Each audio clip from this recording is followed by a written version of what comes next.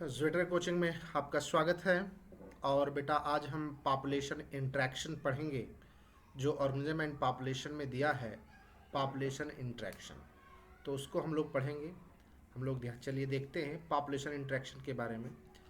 अब पॉपुलेशन मतलब आप समझ ही गए हो, और इंट्रैक्शन किसकी बात करनी है? इंट्रैक्शन की बात करनी है। इंट्रैक्शन मीन्स होता है रिलेशन, संबंध, कि हमारी पॉपुलेशन है, जो हमारी जनसंख्या है, उससे हमारा किस प्रकार का इंटरेक्शन है, उससे हमारा किस प्रकार का रिलेशन, किस प्रकार संबंध है, उसके बारे में जानना, पढ़ना, समझना क्या कहलाता है? इंटरेक्शन कहलाता है।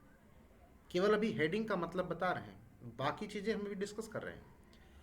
पॉपुलेशन इंटरेक्शन, हमारी जनसंख्या में जो हमारी जनसंख्या है, अब हम कह सकते हैं कि सेम स्पीसीज के बीच इंटरेक्शन, या इस अर्थ पर तमाम तरीके की स्पीसीज, तमाम तरीके के इंडिविजुअल स्पीसीज, तमाम तरीके के ऑर्गेनिज्म पाए जाते हैं, उनसे interaction.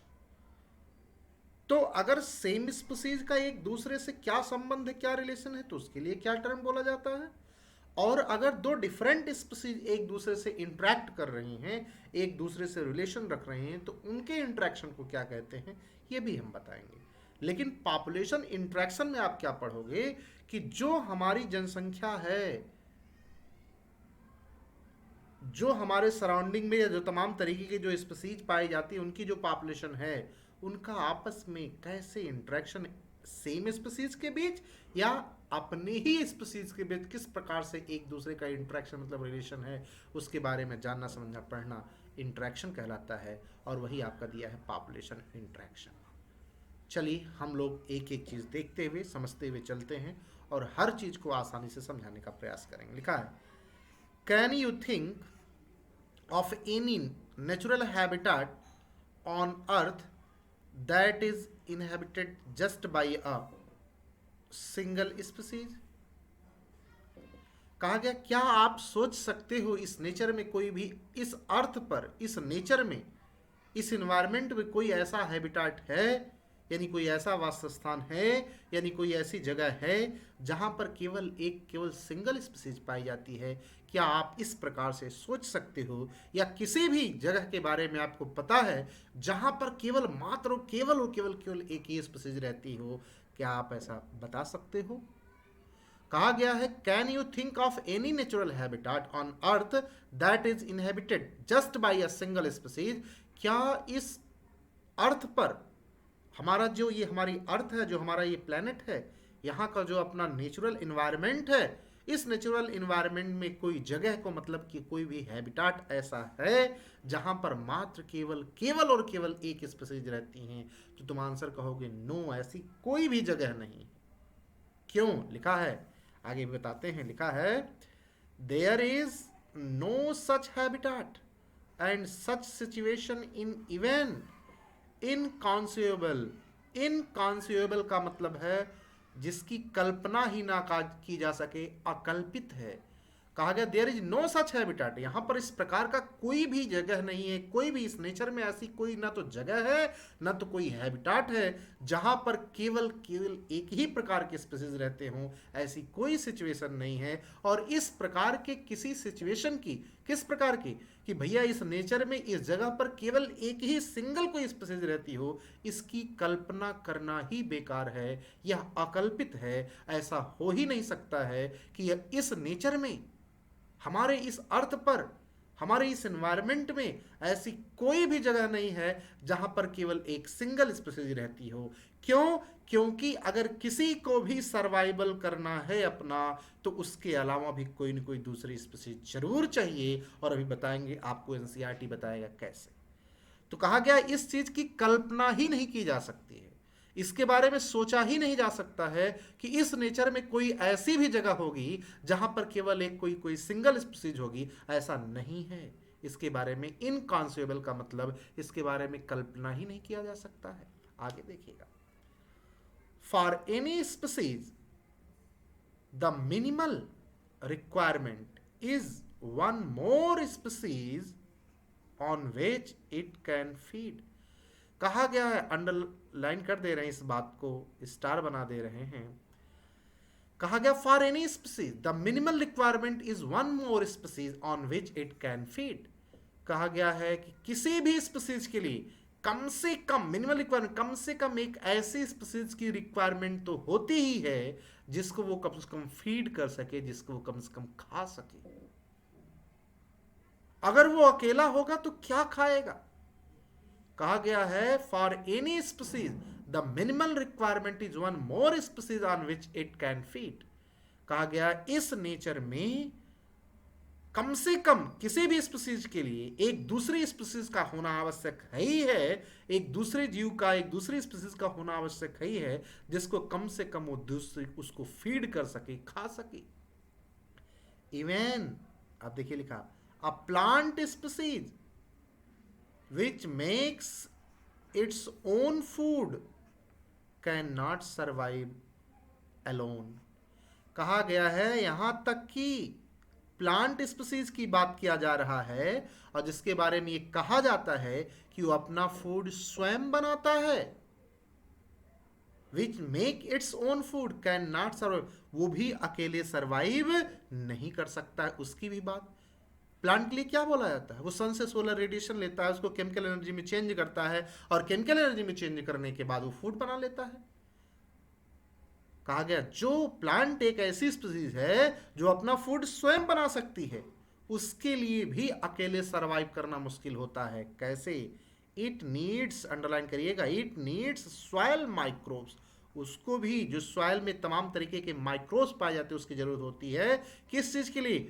To break down the organic matter in the soil and return, उसको क्या मिलता है? The inorganic nutrient for the, बोलो क्या? एब्जॉर्प्शन।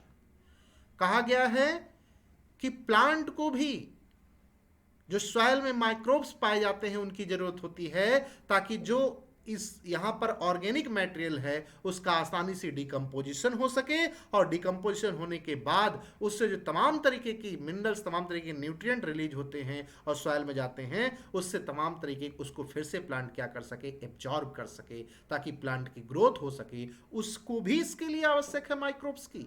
भले वो फूड बना लेता है लेकिन उसे सॉइल माइक्रोब्स की जरूरत होती है, ताकि जो ऑर्गेनिक मटेरियल है उसको आसानी से डिकम्पोज किया जा सके और उससे डिकम्पोज होने के बाद उसको सॉइल से फिर से प्लांट उसको इनऑर्गेनिक न्यूट्रिएंट के फॉर्म में उसको वहां से क्या कर सके? एब्जॉर्ब कर सके। तो प्लांट को भी माइक्रोब्स की जरूरत होती है जो कि स्वयं खुद फूड बना सकता है। यानी सब मिला के कहने का मतलब है ऐसा कोई भी इस संसार में, ऐसी कोई भी जगह नहीं इस अर्थ पर, इस प्लेनेट में, इस यूनिवर्स में, जहां पर कोई स्पीसीज अकेले हो और वो सरवाइव कर ले जाए। उसकी बात किया गया। And then how will the plant manage pollination without an animal agent? कहा गया है प्लांट कैसे पॉलिनेशन करेगा बिना किसी पॉलिनेटर के। It is obvious that in nature animal, plant and microbes do not and can not live in isolation but interact in various way to form, बोलो क्या? Biological community. कहा गया है इस नेचर में, यहां से इस नेचर में चाहे कोई एनिमल हो, चाहे कोई प्लांट हो, चाहे कोई माइक्रोब्स हो, वो अकेले आइसोलेशन में नहीं रह सकता है। उसको इंटरेक्शन, एक दूसरे से संबंध रखना, स्थापित ही करना पड़ता है, एक दूसरे से रिलेशन बनाना ही पड़ता है, एक दूसरे से संबंध रखना ही पड़ता है। वो अलग अलग तरीके से किस प्रकार से कोई एक दूसरे से रिलेशन में जुड़ा हुआ है, किस बेसिस पर जुड़ा हुआ है, वो अलग अलग वे होते हैं और इसके थ्रू वो बायोलॉजिकल कम्युनिटी का क्या करते हैं? फॉर्मेशन करते हैं। बायोलॉजिकल कम्युनिटी का क्या करते हैं? फॉर्मेशन। माइक्रोब्स प्लांट को चाहिए, प्लांट्स एनिमल को चाहिए, तमाम तरीके सब एक दूसरे से जुड़े हुए हैं और वो सब आपस में एक दूसरे से मिलकर के कम्युनिटी का, बायोलॉजिकल कम्युनिटी का फॉर्मेशन करते हैं। Even in minimal communities many interactive linkage exist. कहा गया कोई भी कम्युनिटी कैसी भी हो, क्योंकि कितनी भी मिनिमम कम्युनिटी क्यों ना हो, किसी भी प्रकार की कम्युनिटी क्यों ना हो, कहा गया वो सब आपस में एक दूसरे से कुछ न कुछ रिलेशन या एक दूसरे से कुछ न कुछ एग्जिस्टेंस रखते हैं। वो ऑल्दो वो भले ही हमें all many not be radially apparent, वो भले ही हमें आसानी से दिखाई ना पड़ता हो। हम ये नहीं देख पाते हैं कि प्लांट का रिलेशन माइक्रोब से किस प्रकार का है। क्या आप ये देख पाते हो? नहीं देख पाते हो। आप कह सकते हो हम प्लांट पर डिपेंड है, मुझसे फूड लेते तो आपको ये दिख रहा, लेकिन प्लांट माइक्रोब्स से कैसे डिपेंड है तो ये आपको नहीं दिखाई पड़ता। कहा गया वो किस प्रकार से एक दूसरे से जुड़े हुए होते हैं, प्लांट, एनिमल, माइक्रोब्स आपस में ये सब, और बायोलॉजिकल कम्युनिटी का फॉर्मेशन करते हैं। वो भले ही ना दिखाई पड़े, आसानी से आपको नजर आए, लेकिन सब एक दूसरे से क्या करते हैं बोलो? इंटरेक्ट करते हैं। उसकी बात किया गया। आगे देखिए, अब भैया यहां पर कहा गया है, देखिएगा बहुत इंपॉर्टेंट लाइन, बहुत ज्यादा इंपॉर्टेंट लाइन, आपको अच्छे से करना है। कहा गया इंटर स्पेसिफिक इंटरेक्शन, दो प्रकार का इंटरेक्शन होता है, दो प्रकार का रिलेशन होता है, एक इंटर स्पेसिफिक और एक होता है इंट्रा स्पेसिफिक। और ये हम जो बात कर रहे हैं ये, इसमें हम इस प्रकार के इंटरेक्शन की बात कर रहे हैं जहां पर दो डिफरेंट स्पीशीज एक दूसरे से रिलेशन रखती हैं। और इंट्रा स्पेसिफिक इंटरेक्शन, जब दो सेम स्पीशीज के मेंबर आपस में इंटरेक्ट कर रहे हो तो उसको इंट्रा स्पेसिफिक इंटरेक्शन कहते हैं। और यहां जो लिखा हुआ है वो लिखा हुआ है इंटर स्पेसिफिक इंटरेक्शन। इसमें दो डिफरेंट स्पीशीज एक दूसरे से क्या करती हैं? इंटरेक्ट करते हैं, लिखा है, समझिएगा। अभी हम लोग देखते हैं इंटर स्पेसिफिक इंटरेक्शन। लिखा inter specific interaction arise from the interaction of population of two different species. तो सबसे पहली बात तो यही है कि इंटर स्पेसिफिक इंटरेक्शन क्या होता है। तो कहोगे जब दो डिफरेंट स्पीशीज का आपस में एक दूसरे का इंटरेक्शन होता है तो उसको हम लोग इंटर स्पेसिफिक इंटरेक्शन कहते हैं। अब वो किस प्रकार का इंटरेक्शन हो सकता है, वो किस प्रकार का रिलेशन हो सकता है, ये देखते हैं कैसा संबंध हो सकता। दे कुड बी बेनिफिशियल, हो सकता है जब दो डिफरेंट स्पीशीज एक दूसरे से रिलेशन रख रहे हों तो दोनों आपस में, जब दो स्पीशीज, दो डिफरेंट स्पीशीज दोनों आपस में साथ रहें तो हो सकता है दोनों को एक दूसरे से फायदा हो, तो बेनिफिशियल इंटरेक्शन कहलाएगा। हो सकता है, लिखा है डिटर्मिनेंटल, हो सकता है जब दो डिफरेंट स्पीशीज एक दूसरे के साथ हो तो आप उनको दोनों को घाटा हो या किसी एक को घाटा हो, हार्म हो, ये हो सकता है। और न्यूट्रल, हो सकता है ऐसा कि दो डिफरेंट स्पीशीज साथ रह रही हों, नाइदर हार्म नॉर बेनिफिटेड, हो सकता है उन दोनों साथ रहें तो दोनों को, किसी एक को एक दूसरे से बेनिफिट हो और एक को हो सकता है घाटा ना हो, या हो सकता है दोनों को ना तो कोई घाटा हो ना तो कोई लाभ हो। इसकी बात किया गया है। कहा गया जब इंट्रैक्शन देखा जाता है, जब एक दूसरे, दो डिफरेंट स्पीशीज का आपस में इंटरेक्शन, दो डिफरेंट रिलेशन देख रहे हैं तो आगे वो बेनिफिशियल टाइप का हो सकता है या डिटर्मिनेंटल टाइप का हो सकता है, वो या न्यूट्रल हो सकता है। बेनिफिशियल मतलब फायदे वाला हो सकता है, डिटर्मिनेंटल मतलब दो डिफरेंट तो उनका घाटा हो सकता है, और न्यूट्रल मतलब हो सकता है घाटा ना हो ना लाभ हो। इसकी बात किया गया है। To one of the species और बोथ, ठीक है ना, या तो एक को हो सकता है ना तो कोई घाटा हो, ना तो हो सकता दोनों कोई घाटा हो, ना तो हो सकता एक को कोई लाभ हो, ना तो हो सकता दोनों कोई लाभ। इसकी बात किया गया है, ठीक है ना। अब बहुत समझने की बात है। One of the species are both neutral, neither harm nor benefited. जब दो डिफरेंट स्पीशीज साथ हो, ना तो हो सकता है दो हो, ना तो किसी को, दोनों में से हो सकता है ना तो किसी को घाटा हो, ना तो हो सकता है दोनों को लाभ हो, ना दोनों घाटा हो। इसकी बात किया गया है। आगे अगर हम उनकी साइन की बात करें कि कैसे पहचानेंगे कि कौन सा बेनिफिशियल है इंटरेक्शन, कौन सा डिटरमिनेंटल है, और कौन सा जिसमें ये देखने को मिले ना तो कोई घाटा है ना तो कोई लाभ है, वो वाला अगर हम देखें तो कैसे लिखा गया, प्लस साइन जो बना हुआ है जिसको हम पॉजिटिव भी कहते हैं, प्लस साइन फॉर, ये किसके लिए बताता है? बेनिफिशियल इंटरेक्शन को बताता है। किसको बताता है? बेनिफिशियल इंटरेक्शन को। यहां देखिए माइनस साइन फॉर डिटर्मिनेंटरी, घाटे को बताता है कि दो डिफरेंट साथ हैं तो हो सकता है एक को घाटा हो। मेरी बात समझे, घाटे को बात, लेकिन घाटा होना तय है। और जीरो फॉर न्यूट्रल, कि अगर दो डिफरेंट स्पीशीज एक दूसरे से इंटरेक्ट कर रही हैं, कोई घाटा और कोई लाभ नहीं हो रहा है, तो उसको हम लोग किससे बात करते हैं? जीरो से। और अगर दोनों दो डिफरेंट स्पीसीज हैं, फायदे वाली बात हो रही है दोनों के इंटरेक्शन से, तो हम लोग पॉजिटिव की बात करते हैं, प्लस की बात करते हैं। और अगर घाटा हार्म हो रहा है तो हम लोग निगेटिव साइन की बात करते हैं। ये सिंबल से आपको पहचानना होता है कि जब दो डिफरेंट स्पीसीज एक दूसरे से इंटरेक्ट कर रही हैं तो सिंबल देखकर आपको बताना पड़ेगा वो आपस में दोनों का इंटरेक्शन किस प्रकार का है। लेट अस, अब आप बताइए पॉजिटिव किसके लिए होता है? प्लस बेनिफिशियल इंटरेक्शन के लिए। निगेटिव साइन किसके लिए होता है? डिटर्मिनेंट यानी हार्म के लिए। और जीरो किसके लिए होता है? न्यूट्रल, ना तो घाटा हो ना तो लाभ। Let us look at all the possible outcome of inter specific interaction. कहा गया है एक हमको टेबल बना हुआ है और यहां पर जितने भी पॉसिबल इंटर स्पेसिफिक इंटरेक्शन, दो डिफरेंट स्पीसीज के बीच इंटरेक्शन देखा जाए तो जितने भी पॉसिबल टाइप के इंटरेक्शन हो सकते हैं उसके बारे में बात बताया गया है। तो हम लोग एक एक को देखते हैं। देखिए यहां लिखा गया है एक स्पीसीज ए है, एक स्पीसीज बी है। यहां पर देखिए पहले वाले में सिंबल क्या बना? प्लस। दूसरे वाले में प्लस। एक ए एक बी, दो डिफरेंट स्पीसीज, दोनों साथ हैं, दोनों का आपस में इंटरेक्शन है, लेकिन दोनों का इंटरेक्शन हो दोनों को एक दूसरे को लाभ हो रहा है।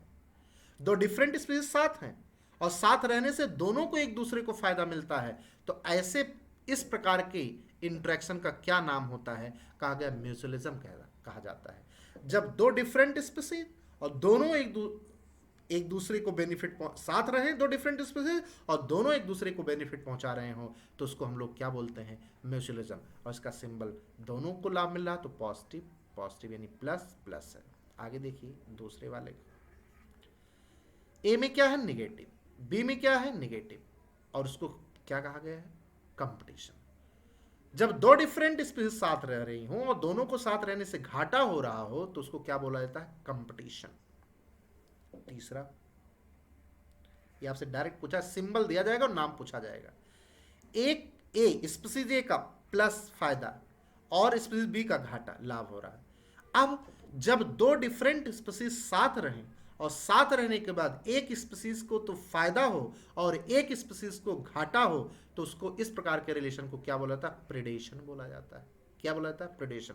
और सबका मतलब क्या होता है हम समझाएंगे, लेकिन अभी तो नाम आपको याद रखना पड़ेगा। आगे देखिए चौथा, फिर कहा गया है एक स्पीसीज पॉजिटिव में रहे और दूसरी स्पीसीज फिर से क्या रहे? निगेटिव में रहे, तो उसको क्या बोला जाएगा? कहा गया पैरासिटिज्म। यानी अगर प्लस और माइनस दिया गया सिंबल तो आपको यह देखना है कि एक स्पीसीज दो डिफरेंट स्पीसीज साथ रह रही, प्लस का मतलब एक को फायदा हो रहा है, माइनस का मतलब एक को घाटा हो रहा है, तो या तो वो प्रेडेशन हो सकता है या तो क्या हो सकता है? बोलो, पैरासिटिज्म हो सकता है। ठीक है ना? आगे देखिए 5 नंबर, एक को फायदा पॉजिटिव और एक को ना तो फायदा ना तो घाटा।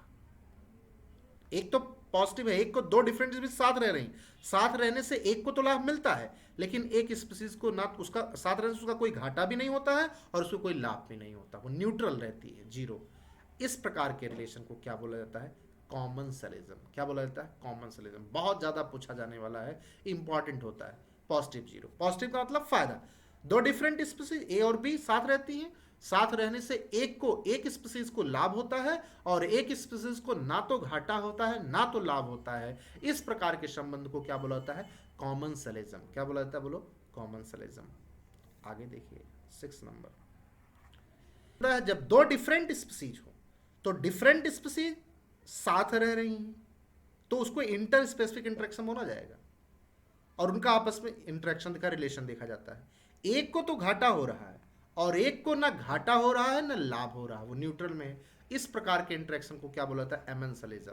भैया इंपॉर्टेंट लगा लीजिएगा, हो सकता है इस बार यही पूछा जाए। माइनस और जीरो लिखा होगा, आपको ध्यान करना होगा। दो डिफरेंट स्पीसीज साथ रह रही है जिससे एक को तो घाटा होता है, दूसरे को ना तो घाटा होता है ना तो लाभ होता है। इस प्रकार के इंटरेक्शन को क्या बोला जाता है? एमेंसलिज्म। अब फिर से एक बार बोल दे रहे हैं, दो डिफरेंट स्पीसीज साथ हैं, दोनों को लाभ हो रहा है, म्यूचुअलिज्म। दो डिफरेंट स्पीसीज साथ हैं, दोनों को घाटा हो रहा है, कंपटीशन। दो डिफरेंट स्पीसीज साथ हैं, एक को फायदा एक को घाटा, प्रेडेशन। दो डिफरेंट स्पीसीज साथ हैं, एक को लाभ एक को घाटा, पैरासिटिज्म। दो डिफरेंट स्पीसीज साथ हैं, एक को फायदा एक को ना तो घाटा ना लाभ, कॉमन्सलिज्म, दो डिफरेंट स्पीसीज साथ हैं, एक को घाटा और एक को ना फायदा ना घाटा, क्या बोला जाता है? एमेंसलिज्म। इसको आप पूरा सिंबल सहित आपको ध्यान रखना क्या बोला जाता है, टर्मिनोलॉजी बहुत पूछी जाती है। आगे देखिए लिखा है, अब वही जो हमने आपको वहाँ सिंबल बना था और उसका नाम लिखा था, हमने उसकी डिफिनेशन बता दी थी, वो यहीं पर लिखा गया है। बोथ द स्पीसीज बेनिफिट, अगर दो डिफरेंसेस साथ रह रही हैं तो दोनों को अगर फायदा होता है, बेनिफिट में है तो उसको क्या बोलता है? म्यूचुअलिज्म। एंड बोथ लॉस, दोनों को घाटा हो रहा है तो क्या बोलता है? कंपटीशन। वही जो हमने बताया वही लिखा गया है। In their interaction with each other, भैया दोनों दो डिफरेंट साथ है, दोनों को बेनिफिट हो रहा है तो क्या बोलोगे? म्यूचुअलिज्म। और दोनों को लॉस हो रहा है तो क्या बोलोगे? Competition. In both parasitism and predation only one species benefited, कहा गया अगर पैरासिटिज्म कहा जाए या प्रेडेशन के केस में, उसमें केवल एक स्पीसीज को बेनिफिट होता है, ठीक है ना, parasite and predator respectively in this, और एक को क्या होता है? घाटा, तो उसको पैरासिटिज्म और प्रेडेशन बोला जाता है। आगे देखिएगा, is detrimental to the other species host and prey respectively the interaction where one species is benefited and other is neither benefited nor harmed is called commensalism। एक को तो ना घाटा हो रहा है, क्या एक को तो क्या हो रहा है? कॉमन्सलिज्म कब बोला गया? In determinant to other species host and prey respectively in interaction where one species is benefited, एक को तो लाभ हो रहा है एंड दूसरे को ना तो घाटा हो रहा है ना तो लाभ हो रहा है, उसको क्या बोला जाता है? एक को फायदा हो, interaction where one species benefited, एक क्या हो? लाभ हो, और दूसरे को is neither benefited nor harm, ना तो उसको कोई लाभ हो ना तो घाटा, उसको क्या बोला जाता है? कॉमन्सलिज्म। इन एमेंसलिज्म, हमने आपको डिफरेंस बता दिया भाई, यहाँ दिया गया है। इन एमेंसलिज्म इंपॉर्टेंट है, मैं बार बार बोल रहा हूँ। In amensalism on other hand one species is harm, एक को घाटा होगा, where as the other is unaffected, एक पूरी तरीके से अनअफेक्टेड होगा, यानी अनअफेक्टेड कहने का मतलब ना तो उसको घाटा होगा ना तो उसको लाभ होगा, क्या कहलाएगा? एमेंसलिज्म। दो डिफरेंट स्पीसीज हैं, एमेंसलिज्म के केस में बोल रहे हैं, एक को घाटा हो रहा है और एक मोस्टली अनअफेक्टेड होती है, ना तो उसको कोई घाटा होता है ना तो कोई लाभ होता है, वो क्या बोला था? एमेंसलिज्म बोला जाता है। आगे देखिए, predation, parasitism and commensalism share a common characteristics. अब इसमें बोला गया है कि प्रेडेटर हैं, पैरासिटिज्म है, common share common characteristics share करते हैं। The interacting species live closely together, तो ठीक है ना, तो किस बेसिस पर? तो आप बोल सकते हो पैरासिटिज्म में तो मान लो एक को क्या हो रहा है? लाभ हो रहा है, एक को घाटा हो रहा है। प्रेडेटर में एक को लाभ हो रहा है, एक को क्या हो रहा है? घाटा हो रहा है। कॉमन्सलिज्म में भी आप जब देखते हो तो एक को क्या देखने को मिलता है? एक लाभ हो रहा है और एक को ना घाटा ना लाभ हो रहा है, उसकी बात किया गया है। और एमेंसलिज्म में अगर आपसे पूछा जाए, एक को घाटा हो रहा है और एक मोस्टली क्या बोलो? अनइफेक्टेड, उसकी बात किया गया है। तो ये पूरा का पूरा आपको ध्यान करना है, ठीक है ना। और इसके बाद हम आपको एक एक इंटरेक्शन बताएंगे, ये आपको पूरा ध्यान रखना है, ठीक। हमने जो अभी आपको बताया पॉपुलेशन इंटरेक्शन, ठीक है ना, इसको आप ध्यान रखिएगा। और फिर हम आगे अगले लेक्चर में एक एक म्यूचुअलिज्म क्या होता है, कंपटीशन क्या होता है, इस पर क्या एग्जाम्पल बन सकता है, प्रेडेटर क्या होता है, इस पर क्या एग्जाम्पल बन सकता है, पैरासिटिज्म क्या होता है, उस पर क्या एग्जाम्पल बन सकता है, कॉमन्सलिज्म क्या हो सकता है, उसको केस को देखा जाएगा, एमेंसलिज्म क्या हो सकता है, उसके सब के बारे में एक एक हम लोग पढ़ेंगे, ठीक है ना। तो ये आज हम आपको इतना बता दे रहे हैं, और अब हम इंटरेक्शन एक एक इंटरेक्शन पढ़ेंगे। Mutualism, competition, predation, parasitism, commensalism, amensalism क्या होता है, उसका एग्जाम्पल दे करके हम लोग देखेंगे, ठीक है ना। तो इसको आप पूरा याद कर लीजिएगा, इसको पढ़ लीजिएगा। जब ये इतना पढ़ लेंगे तब जब हम प्रेडेटर पढ़ाना चालू करेंगे तो आपको पता हो जाएगा प्रेडेटर का मतलब क्या होता है, कि दो डिफरेंट स्पीशीज साथ रहेंगी, साथ रहने पर एक को तो लाभ होना है और एक को क्या होना है? घाटा होना है। तब आपको समझ में आ जाएगा कि कैसे एग्जाम्पल, उसका क्या एग्जाम्पल पूछा जाए, कैसे किसको लाभ हो रहा है, कैसे किसको घाटा हो रहा है। म्यूचुअलिज्म जब हम आपको बताएंगे तो आपको समझ में आएगा।